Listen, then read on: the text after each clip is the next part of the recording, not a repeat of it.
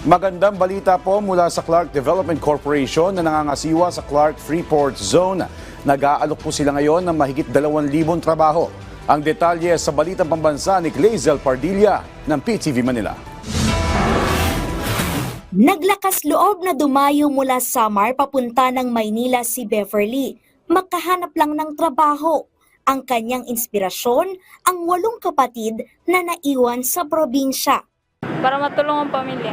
Bakit ma'am, ano po bang sitwasyon ng pamilya niyo? Nag-aaral po yung mga kapatid ko. Ang magandang balita para sa mga tulad ni Beverly na naghahanap ng trabaho. Inanunsyo ng Clark Development Corporation ang higit 2,000 bakanting trabaho. To be exact, meron tayong 2,280 job vacancies mula sa 30 investors o locators.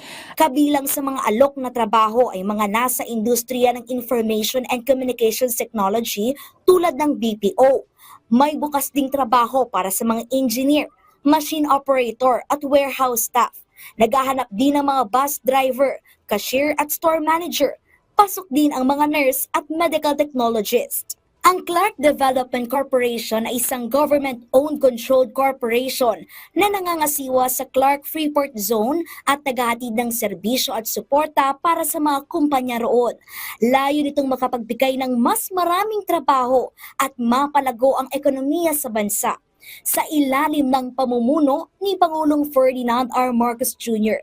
nakapagbigay ng 1.8 billion pesos na kita ang CDC sa National Treasury noong 2023. Mas mataas yan sa 1.2 billion pesos noong 2022. Ang perang yan ginagamit naman na pondo para sa Build Better More Infrastructure Program ng pamahalaan. Mula sa PTV Manila, Clazel Pardilla, Balitang Pambansa.